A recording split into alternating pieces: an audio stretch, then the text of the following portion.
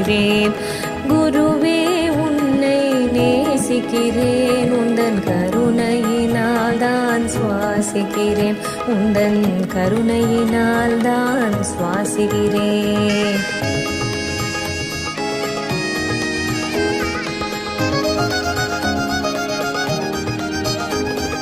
தரிசனம் வேண்டி தவித்திருந்தேன், உந்தன் மலர்முகம் காண துடித்திருந்தேன்.